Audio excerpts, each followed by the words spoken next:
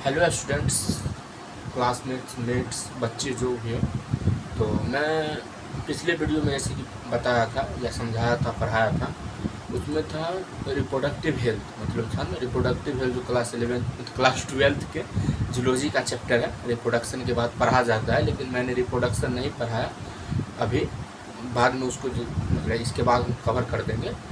अभी reproductive health पढ़ा रहे थे, क्योंकि हम भी पढ़ रहे थे, तो मेरा रिवीजन हो रहा था साथ साथ। उसके बाद हम सोचेंगे मेरा साथ साथ रिवीजन हो रहा है, तो आप लोग को वीडियो बना के दे दिया जाए।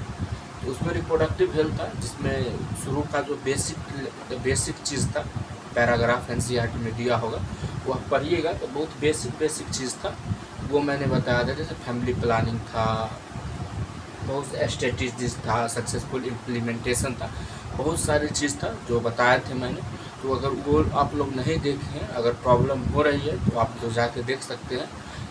लेटेस्ट 2 वीडियो होगा, अभी 2 ही वीडियो दिए हैं, तो आप लोग अगर नहीं देखे तो वो देख सकते हैं। उसके बाद था अगला वीडियो में, जैसे बताया था कि अगला वीडियो में जब हम पढ़ाएंगे तो उसमें अमीनो सिंथेसिस पढ़ाना था। उसके बारे में डिटेल में बात करेंगे, क्या है नहीं है, उसका मिसयूज़ क्या है नहीं है, होता है कहाँ होता है, कैसे होता है, ऊपर गवर्नमेंट क्या रोक लगाया नहीं लगाया, उसके बारे में बात करेंगे। तो पहले उसके बारे में लिखेंगे, नोट्स भी साथ साथ लिखा रहे हैं आप लोग को, तो उसको प्रॉब्लम ना हो आपको। तो जिनको नोट्स लिखना है तो वो नोट्स भी लिख सकते हैं। नोट्स में भी हम कोई कंजूसी नहीं कर रहे हैं, जो हाँ ये पॉइंट छोड़ दिए, वो पॉइंट छोड़ दिए। नोट्स भी हम डिटेल में दे रहे हैं, और समझाने की बात है तो वो भी हम डिटेल में समझा रहे हैं। अगर उसमें प्रॉब्लम आता है कोई भी चीज़ में, आप हमको कमेंट करके बताइए कि ये चीज़ में प्रॉब्लम है, उसको फिर हम कवर कर देंगे अगले वीडियो में। तो चलिए स्टार्ट करते हैं, ज़्यादा बात नहीं करते हैं और अमीनो सिंथेसिस पढ़ते हैं, और उसमें क्या है नहीं है उसके बारे में देखते हैं। हाँ, और एक चीज़ बताइएगा, आवाज़ थोड़ा धीरे आ रहा है, क्या आ रहा है वो हमको कमेंट करके बताइए, क्योंकि हम बोल बहुत ज़ोर से ही रहे हैं। आप पता नहीं, पंखा है इसलिए आवाज़ कम लग रहा होगा आप लोग को, लेकिन हम क्लियर ही बोल रहे हैं। अगर उसमें भी कोई प्रॉब्लम है, जो हाँ आवाज़ क्लियर नहीं आ रही है, तो हम पिछले वीडियो में जब पंखा अच्छा ऑन था तो हम अपने से वीडियो सुने थे खुद से, तो क्लियर थी आवाज़। अगर आप लोगों को कोई प्रॉब्लम है तो बताइएगा, हम पंखा बंद करके वीडियो बना देंगे। तो क्योंकि गर्मी लग रही है तो पंखा चला देते हैं। अगर प्रॉब्लम होगी तो एक बार और हमको बताइए, कि हम बहुत ज़ोर से ही बोल रहे हैं, तो उसमें हमको दिक्कत होगी तो हम पंखा बंद करके वीडियो बना देंगे। तो चलिए ज़्यादा बात नहीं करते हैं, और फालतू की बात है ये सब। आवाज़ कम होगा तो बताइएगा, देखेंगे तो फिर लिखते हैं। चलिए मिलते हैं, बोल रहे हैं, लिखते हैं और समझते हैं क्या है।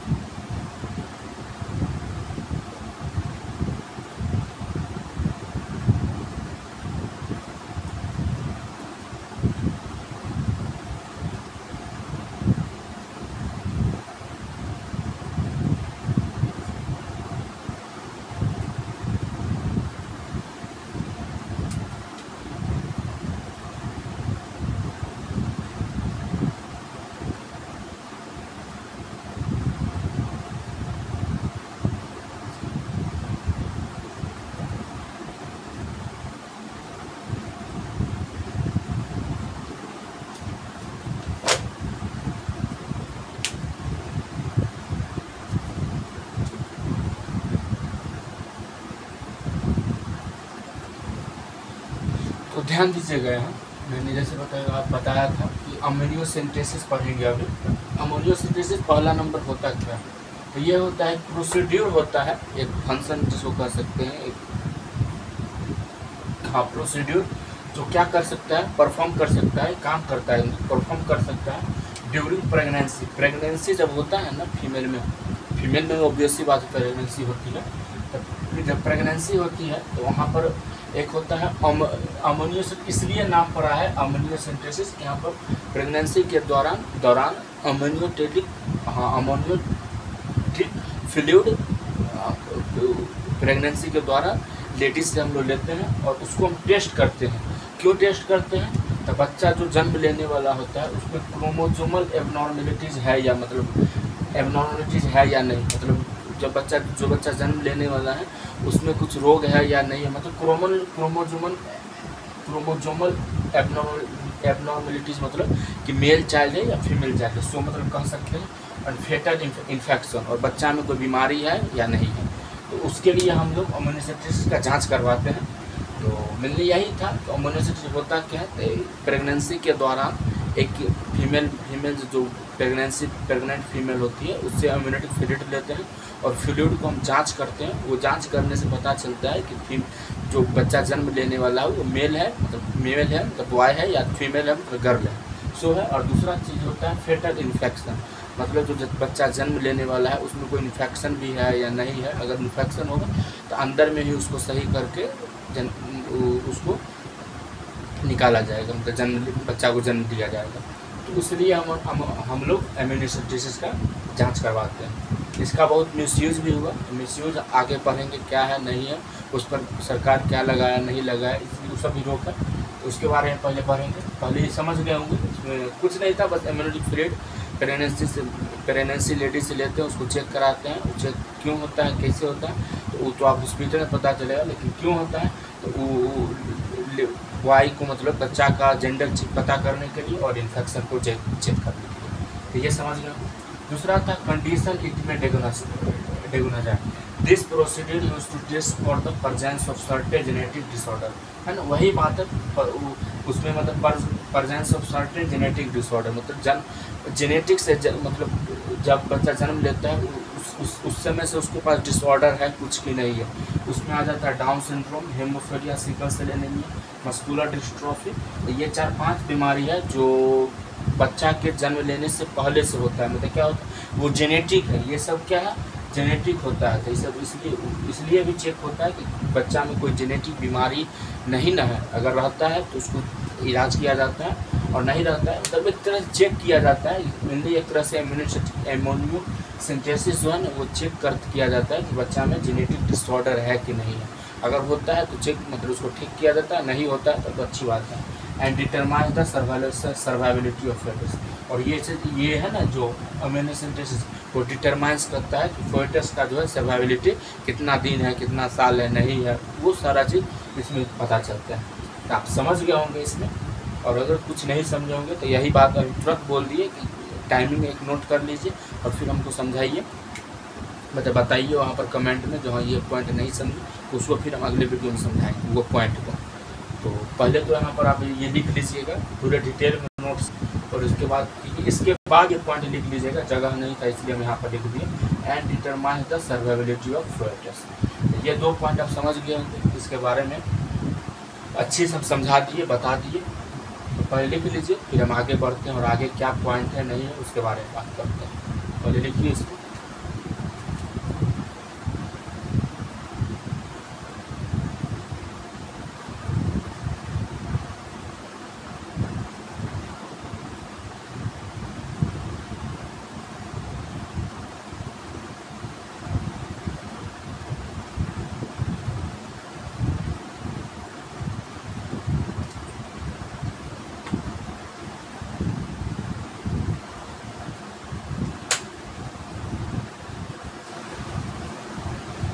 लिख लिए होंगे, मिटाते हैं और आगे लिखते हैं। नहीं लिखे होंगे तो हम वीडियो को पॉज करके लिख लीजिएगा, क्योंकि हम 2 मिनट 3 मिनट ज़्यादा समय देंगे तो फिर वीडियो लंबी होगी, फालतू का समय हो जाएगा। तो वीडियो को पॉज करके लिख लीजिए, मिटाते हैं।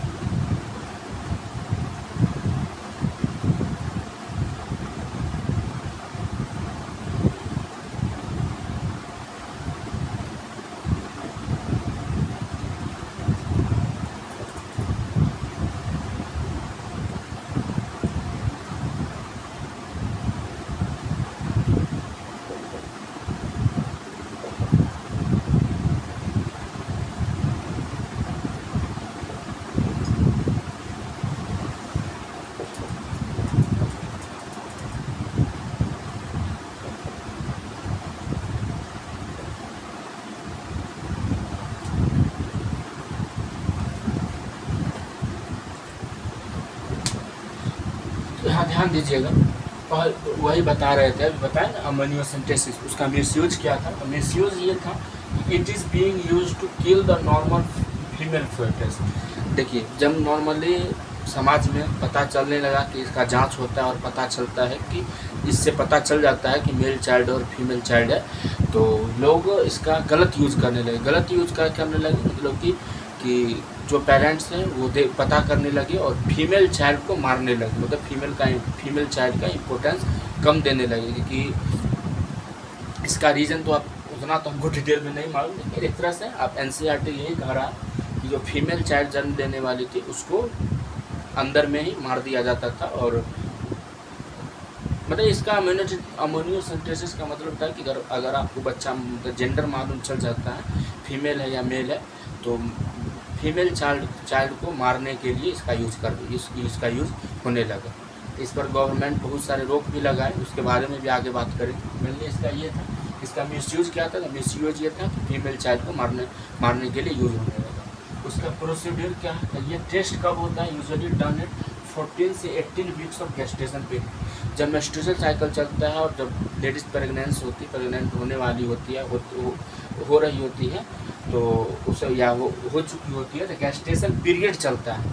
उस समय गेस्टेशन पीरियड मतलब कि गेस्टेशन पीरियड का जो होता है ना 14 से 18 वीक्स जो होता है, उस समय ये अमोनियोसेंटेसिस का जांच होता है। तो ये आप याद रखिए, तो यहाँ से एक क्वेश्चन आ सकता है 14 से 18 वीक्स ऑफ क्या चीज़ में? गेस्टेशन। पूछ देगा कि जो अमोनियोसेंटेसिस है वो उसका टेस्ट कब होता है? तो 14 से 18 वीक्स ऑफ गेस्टेशन, 14 से 18 वीक्स ऑफ मेंस्ट्रुअल साइकिल, 14 से 18 वीक्स ऑफ प्रेगनेंसी, या यहाँ पर इसको चेंज कर देगा, इसको चेंज कर देगा। तो ये 2 पॉइंट जो है, इसको और इसको, ये 2 पॉइंट बहुत इंपॉर्टेंट है, तो ये याद रख लीजिएगा। और गेस्टेशन और 14 से 18 नंबर याद रख लीजिएगा, क्योंकि यहाँ से क्वेश्चन बन सकते हैं। उसके बाद एक सहेली है, सहेली ये समझ रहे हैं, एक मतलब ओरल कॉन्ट्रासेप्टिव है, तो फीमेल के लिए। वो कहाँ डेवलप हुआ था? साइंटिस्ट जो थे CDRI मतलब सेंट्रल ड्रग रिसर्च इंस्टीट्यूट जो है लखनऊ में, जो इस लखनऊ में है, इंडिया में ही लखनऊ है। हाँ, क्या बोल दी, इंडिया में ही लखनऊ है। हाँ, तो इंडिया में जो लखनऊ में, उत्तर प्रदेश में लखनऊ है, वहाँ पर एक था सेंट्रल ड्रग रिसर्च इंस्टीट्यूट था, CDRI जिसको हम बोलते हैं। वहाँ के साइंटिस्ट थे, वो फीमेल के लिए ओरल कॉन्ट्रासेप्टिव बनाया गया। न्यू मतलब नया एक तरह से नया कुछ था जो ओरल कॉन्ट्रासेप्टिव फीमेल के लिए था। वो यहाँ के साइंटिस्ट बनाए, जो लखनऊ में स्थित है। उसको हम एक सहेली नाम दिया गया, आप याद रख सकते हैं। यहाँ से ये क्वेश्चन टेस्ट दीजिएगा, कहीं भी दीजिएगा, ये चैप्टर से ये क्वेश्चन वेरी इंपॉर्टेंट है, तो ये याद रखिएगा। इसका फुल फॉर्म पूछ देगा, central drug research institute, CD central, D से ड्रग, R से रिसर्च, I से इंस्टीट्यूट, जो कहाँ स्थित है? लखनऊ में स्थित है। इसका इस यहाँ पर क्या हुआ था? तो सहेली नाम का जो था फीमेल के लिए ओरल कॉन्ट्रासेप्टिव का डेवलप हुआ था। तो ये 2-3 पॉइंट थे, इसको लिख लीजिए, फिर आगे बढ़ते हैं और आगे क्या पॉइंट है नहीं है फिर समझते हैं और लिखते हैं, समझते हैं, पढ़ते हैं। तो पहले इतना लिख लीजिए, फिर हम आगे बात करते हैं।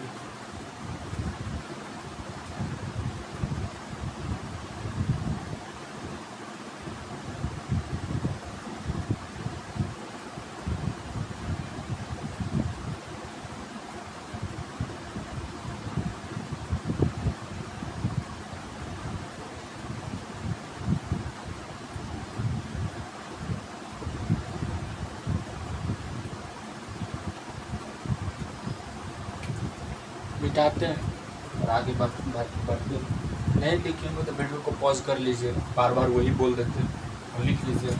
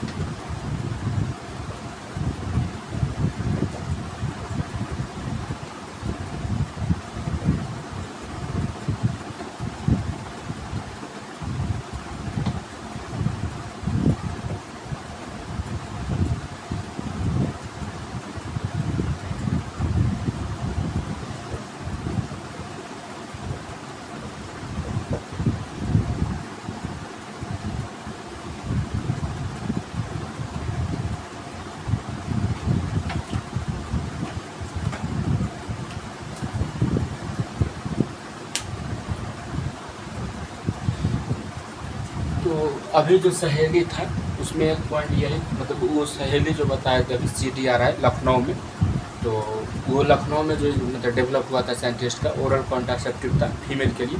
उसमें एक दूसरा पॉइंट यही था कि वो नॉन एस्ट्रॉयडल हो, मतलब नॉन एस्ट्रॉयड मतलब क्या होता है, ये इम्प्लांटेशन को प्रिवेंट करता है। और ये क्या होता है, जो सहेली होता है ना, वीक में एक बार ही लेना, मतलब लेने के लिए डॉक्टर सजेस्ट करते हैं। तो वो दो पॉइंट ये याद रखिएगा कि इम्प्लांटेशन को प्रिवेंट करता है, और दूसरा था वंस इन अ वीक ले सकते हैं। यहाँ से भी क्वेश्चन आ सकते हैं। उसके बाद था कि नॉन एस्ट्रॉयडल होता है, कि वो क्या कंटेन करता है, द सेंट क्रोमन होते हैं, सेंट क्रोमन जो कंटेन होते हैं, वो क्या करते हैं, तो ये एक्शन मैकेनिज्म जो वो उसके मतलब जब हम लेते हैं तो वो एक्शन करते हैं, मैकेनिज्म स्टार्ट करते हैं, और मॉड्यूलेट एस्ट्रोजन रिसेप्टर, जो हमारे बॉडी में एस्ट्रोजन हार्मोन होती है उसको मॉड्यूलेट करते हैं, और उसके रिसेप्टर को एक्टिव करने में या जो होते हैं। तो एक तरह से इतना समझिए कि ना, जब हम इसको लेते हैं सहेली टैबलेट शायद होते हैं वो, हाँ, वो जो बॉडी के अंदर जब जाता है तो वहाँ पर एक्शन मैकेनिज्म स्टार्ट होता है, और एस्ट्रोजन के मॉड्यूलेट को रिसेप्टर को मॉड्यूलेट करते हैं, चेंज करते हैं, आगे पीछे करते हैं। तो ये था कि क्यों करते हैं, तो ये सेंट क्रोमन जो होते हैं वो कंटेन होते हैं, इसलिए। तो ये 3-4 पॉइंट था जो इम्पोर्टेंट था सहेली के लिए, तो वो था। यहाँ पर ये समझ गए होंगे, और अच्छे से सारा एमिनो सिंथेसिस यहाँ पर कंप्लीट होता है। एक पॉइंट जो बचा हुआ है वो है कि हमारे सोसाइटी में इम्प्रूव मतलब हमारे सोसाइटी में जो इतना सारे डिजीज़ हो रहे हैं, बीमारी हो रहे हैं, तो उसके लिए 4-5 पॉइंट जो है, improvement of health in our society, ये एक टॉपिक है जिसके अंदर 4-5 पॉइंट है। इसको हम अगले वीडियो में बात करेंगे। 4-5 पॉइंट का मतलब है कि हम जब लिखेंगे और समझाएंगे तो 10-15 मिनट लग जाएगा, फिर वीडियो बहुत लंबी हो जाएगी। तो हम नहीं चाहते कि उसको हम और लंबी करें, और क्योंकि टॉपिक है ना, एक अमीनो सिंथेसिस यहाँ पर कंप्लीट हुआ, बहुत छोटा टॉपिक था, और सहेली के बारे में एक छोटा था, उसको बता दिए। उसके बाद हम जब उस अगले वीडियो में जब आएंगे तो उसको हम पढ़ाएंगे पहले कि क्या बोले, हाँ, improvement of health in our society, उसके बारे में जो पॉइंट है तो उसको बताएंगे। और फिर अगले टॉपिक है जो पॉपुलेशन एक्सप्लोजन, तो उसके बारे में हम बात करते हुए और आगे बढ़ेंगे। तो यहाँ तक शायद समझ में आया होगा। नहीं समझ में आया होगा तो हमको कमेंट करके बता दीजिए कि टाइमिंग बता, वही शुरू में बोल दिए थे कि टाइमिंग को नोट करके तुरंत हमको कमेंट कर दीजिए कि ये पॉइंट समझ में नहीं आया, उसको हम अगले वीडियो में समझाएंगे। कुछ नहीं लिखा हुआ समझ में आता है तो वो भी बताइए। हम नहीं लिखा हुआ का रीज़न है कि हम बोल भी देते हैं तो आप लोग समझ लीजिएगा कि क्या बोले, नहीं लोगे तो उससे आप नोट्स लिख सकते हैं। तो यही था, मतलब यही था आज के वीडियो में। कंप्लीट हुआ अमीनो सिंथेसिस, समझ में आया होगा। तो वीडियो अच्छी लगी होगी तो चैनल को सब्सक्राइब कर दीजिएगा, वीडियो को लाइक कर दीजिएगा और शेयर कीजिए ताकि आप लोग को फ्रेंड भी देख सके और सपोर्ट करें। वीडियो को लाइक करें, कमेंट करें, शेयर करें, और मिलते हैं अगले वीडियो में। तब तक के लिए बाय बाय, टेक केयर।